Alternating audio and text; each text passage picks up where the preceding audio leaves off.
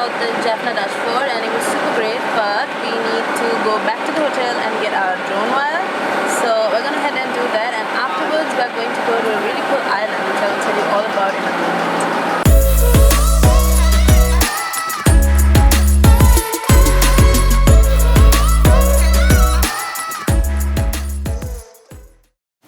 Even though others exist, the Jaffna Fort was the first star-shaped fort I had seen in Sri Lanka. Unfortunately, we weren't allowed to film inside, much like many of the other forts, but I've included some Instagram stories just so you can have a sneak peek of the inside.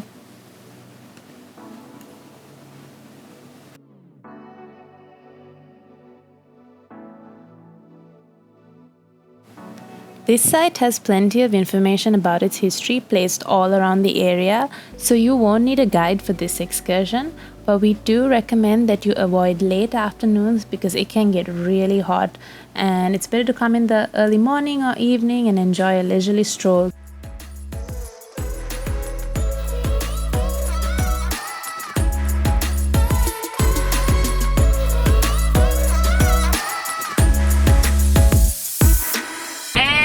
We just saw flamingos!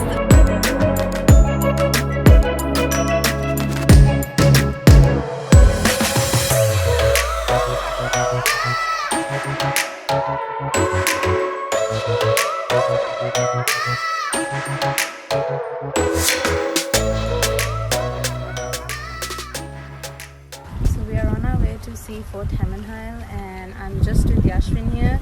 We've left Shehan behind because he's kind of suffering from the heat. So it's just going to be us. Unfortunately, we're not allowed to film in there, but I will try on Instagram. Fort Hammonheil has a long history that is very similar to the other forts in Sri Lanka. This particular fort, however, was deemed impregnable for years until the English invaded. This painting is actually depicting that battle, and as you can see, the English who are pictured here blew up that water tank at the top and flooded the inside, and that was how they finally took over this fort.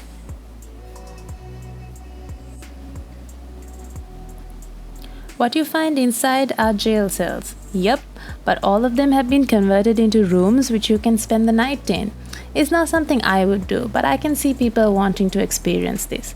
The ones who have had claimed that it's so peaceful at night and the sound of the waves soothe you to sleep. So inside here you can get a bed for yourself, and they even give you a jail uniform so that you can have the complete experience.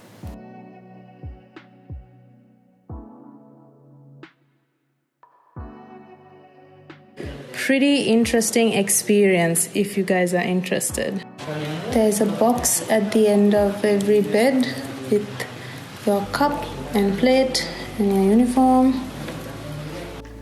Unfortunately, right after this, Shehan fell really ill and we had to go back to our hotel.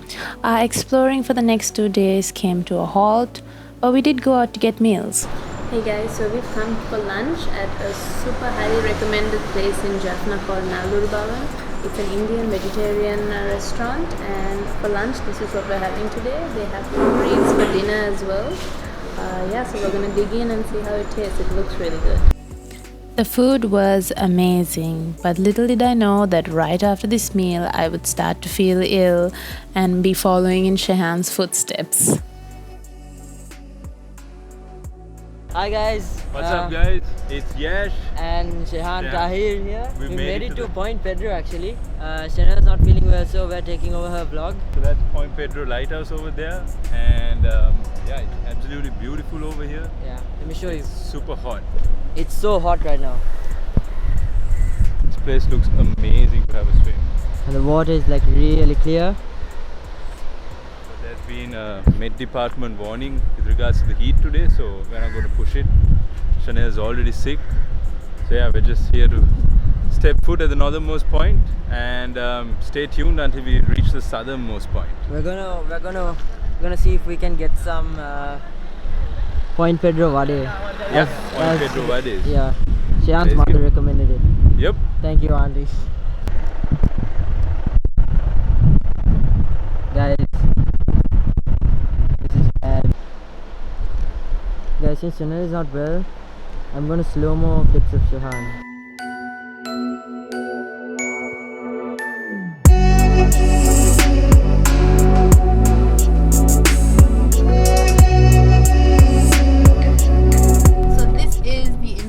Point Pedro vade. But yeah, it's super skinny and it tastes a lot like muruku. If you come to Point Pedro, make sure you try these out because you can only find them here.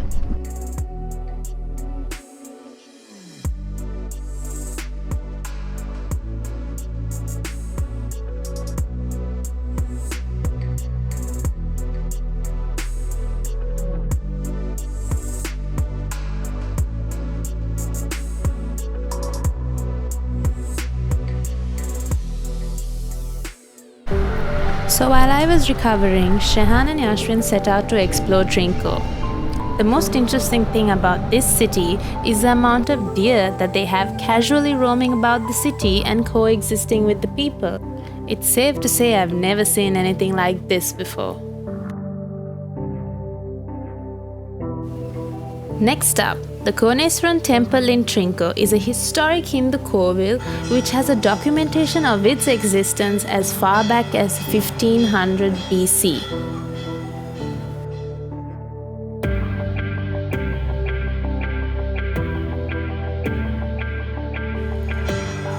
Named after the Hindu god Shiva, this sacred temple has pilgrims from all parts of Sri Lanka and India that come to visit it due to its prominence and history.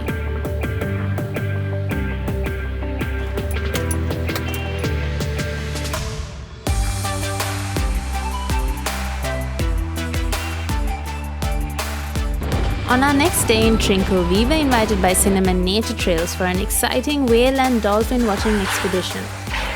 If you do want to try this experience, I highly recommend Cinnamon Nature Trails because they ensure that they do this in the most sustainable way, and they even go as far as educating the local fishermen on sustainable tourism practices. So during this awesome experience, Yashwin actually dropped his camera and he needed to rush back to Colombo to get it fixed, so we had to book a train ticket for him. And what better way to do that than to try the M-ticketing service on the Mobitel SIM. And I must say, it made the whole process so easy. All we had to do was show up and get the tickets from the counter.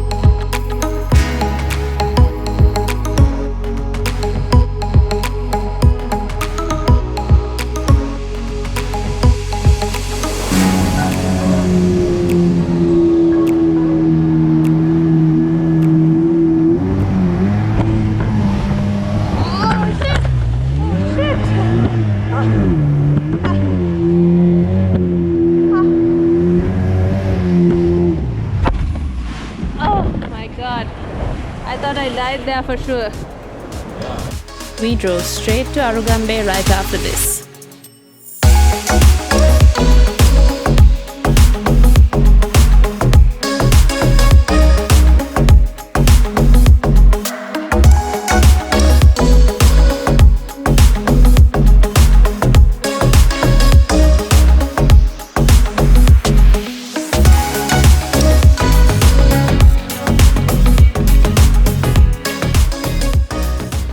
Guys, as you can see from the boats all around,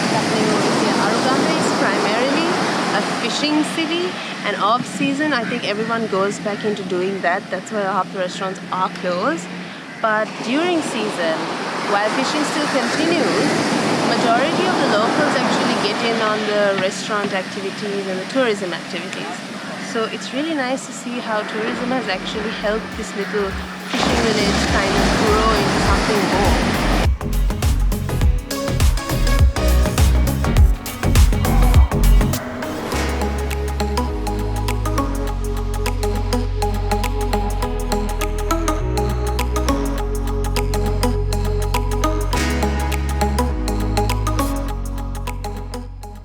Hey guys, we have just left Arugambay and we are on our way to Lighthouse. Super excited to go and visit the southernmost point in the country, which is Chandra Lighthouse.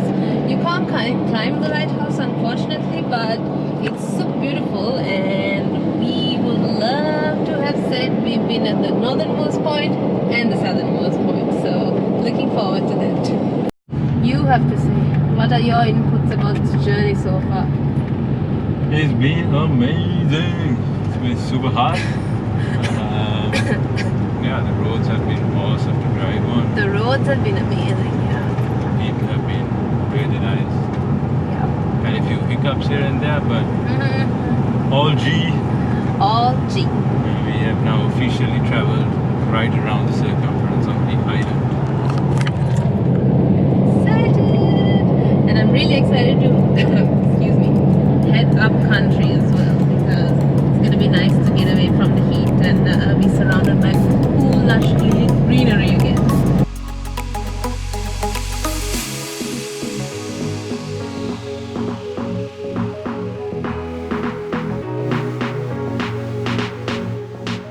We have made it to Dondra Head. We're just about to go and check out the lighthouse. It is just sunset, so it's not too hot or anything like that. And afterwards there's another place here I saw on Google Maps called Dragon's Mouth or Dragon's Pit. We might check that out as well once we're done taking a few pictures here. Hey guys, so I have 4 facts for you about the lighthouse. Number 1, it was built in the 1800s. Number 2, which is pretty cool, it's the tallest lighthouse in Sri Lanka. But not only that, it's also the tallest lighthouse in Southeast Asia. It stands at 49 meters high only, which is pretty cool, I thought. Oh yes, Dondra Head. Dondra Head actually means the city of gods in Sinhalese. Pretty cool, right? You're in the city of gods. Alright guys, we've come to the hiking part of our journey to Cliff Lodge. We've all got our bags, 2 each. Yeah, maybe you'd want to travel a little lighter than us for sure. Definitely lighter than Yashwin. But yeah, but what's good is that it's a 2-kilometer hike down this path and should be climbing back up in about 40 minutes right somewhere over there where that beautiful sunset is happening.